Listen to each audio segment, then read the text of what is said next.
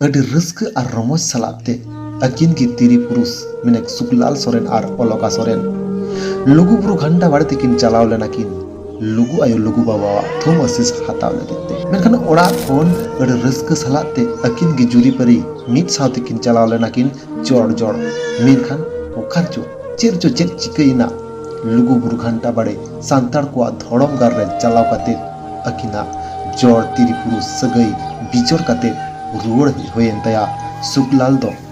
आया आतो दिसम भदुआ डांगाते हे काती को तो जहाँ घटना लियाबे कना उनी अलका सोरेन जहाँ अलका सोरेन तेहिन लुगुबुरु घंटा बाड़ रे चलाव काते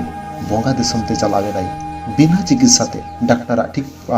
ट्रीटमेंट बाय नाम दा निकना कथा गे आज जवाई सुखलाल सोरेन बार बार अभियोग दाय आर उनिया ओड़ा रना चित्र गे नितो आपे पे जेल रे कना ऑन स्क्रीन रे जहां तो दुआर को दुड़ुब कना आज जवाई आज रेन बारिया गिद्र और ओड़ा ना परिस्थिति पे जेल रे कना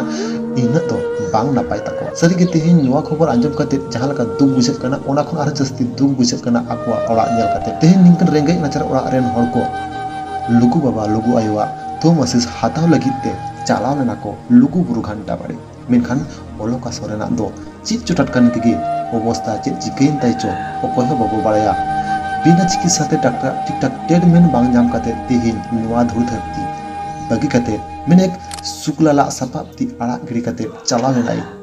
जायजुग लगी आया दिसमते आर ओना लकाते चलाव लेनाई आया दिसमते आर ओना हो ओकारे हो बांग लुगु बुरु घंटा बाड़े सांतार को धरम ठाव रे आर ओना लकाते तेहिन जहां दुख बिड़ा रे मुहिम अकान अक्तो रे जहां लका चितर पे नेलदा कोड़ा रना चितर हो उनका दो बांग नापाय आर ओना लकाते नोआ ऑन स्क्रीन रे नेलोक कान क्यूआर कोड और बांग गूगल पे नंबर रे जहां गे जहां दिन पे दाड़िया अलका सोरेन मारांग कोड़ा भास्कर सोरेना एकाउंट रे कोलता बन पे मानखान ओना को दिकते आई जावाई चिरे लई कदा दलां नेल लेगे बन लोगो बुरु दो माने नोंदे खन दो नापाय ते गेले सेनेना जे सेन कते जे माने बहादुरपुर जे छोटा समय ले देइना ताकि उना दो सोमवार आयु आकि तापर आंडे ले छाव केदा मंगलवार सेटा आना मंगलवार जे ताले उना ले जम बाड़ा केदा जम ये का पियो कते आकि पियो केतान रे नौटा समय ये को इसिन केदा घुगनी उनाले जम केदा उनाले जम केते ताले जीरो बड़ाइन तले 11टा से तुपुन ले चलाना 11टा से तुपुन सेन कते आरो एकटा से तले हेजना एकटा से ते हेज कते जे जीरो बड़ा कते आदले येइना तुपुन चलाना वो तुपुन ले सेन कते आदो को लेदा जो बांग जीरो अदो तुपु खन ले एकटा ले तबन नेला कते आदो दाकाले जम के दाकाले जम कते आदो जीरो बड़ा कते आदो को लेदा नितो दो बांग जे दिनम 5टा से आ बन देजो ताला जाजी ले जापित किदा जापित बड़ा के खान 4:30 बजाना जतो गेले से सपराना आदो ले देइना जुगु आदो बुदु तिय तगे उनके 9टा 9:30 समय ले तिय उतरा जीरो बड़ा नाले जीरो बड़ा कते तारपरे आदो इटा तो जो ताले जो बन तुपुना लोगोन्यो तुपुन खान किन तो लोगोन लाइन यामो आदो उनका कते ले आलगुइना चितनाला एकदम ना आकि उनी जहाटेन को कैम को बैसे का एकदम ओंडे खन ले तुपु रका इना आदो दा धारे ले सेन कन आदो ये दानी ताय कना जे बा लिदि नोडे तुपुलन खान बांगान को ये बा लिदा राबां बुझे दिन तकना बांग तुपुन खा बांगान को ये ताल की जंगा आरु खर्चा में ये दा को इति बड़ा काते पालत काते तो ये kita oh dan ko ni hej kana nole bin tuku na kai dia nole tuku kate gi ye ado tuku joto ga tu bokon min tai kana ado joto gele sen na ona kitna la ati to tolo kada hana thare le senen kan tupu hoy tupu ina tupu rakap kate ati miten kam sa ge lo ka मिट्टन गामछा लहद कते अरे जखन आरकी ये कदा जखन आरकी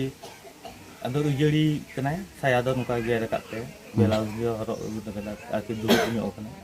आरकी दुड़ुब कते गे अदो इन्हें सो दुगी ये कना अदो इन से गे हेलावना हेलावन कना ताले चिकने ये में अदो कुली गिदे जे चेकम बुझेगा तले तो बहुत कते बुझेगा करते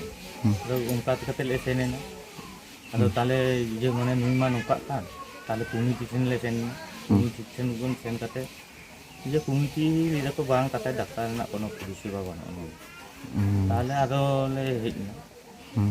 तबे आलिन लेदा जे नोडे चाव कते अबिन कमिटी पावठा खना किनबा जहां डाक्टर तरफ खना तिनाटा साहाय्य बिन नाम केदा ओंडे बा ओंडे तो चेत हो बालिन नाम काली ओ तबे नितो दबित तबिन सरकार तिनाटा साहाय्य का बिने सरकार मा बांगे ये का लिया अदो लिम चुप चलिंग ताले अंका ते ये का लिया आले लिंग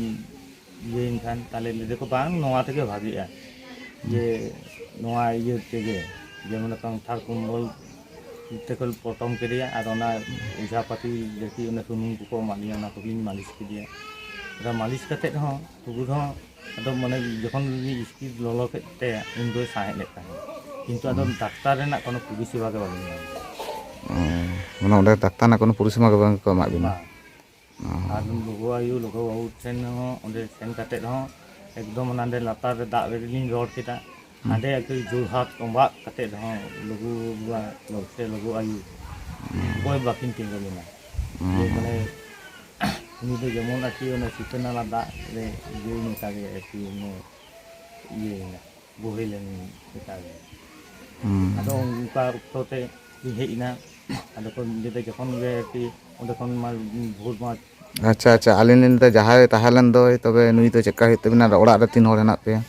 काटे उनी दो हुकान तनी आलिन स्त्री अनुकिन जहां दुवर किन दुरुब कना आलिन लेंगा पाटा अदो माने उनकिन दिन हुकान तले गिदिरे मारांग अच्छा तबे नय ओड़ा लेन दिसे तो तबे न दाबिना ओड़गे ओड़ा कना बा हां ठीक गया नवा तबे आका जायगा कना तबे जायगा दो हुकाना न दो भादु दांगा आ पोस्ट ऑफिस तो जिको थाना रायपुर जिला हुकाना बाकुड़ा ठीक है।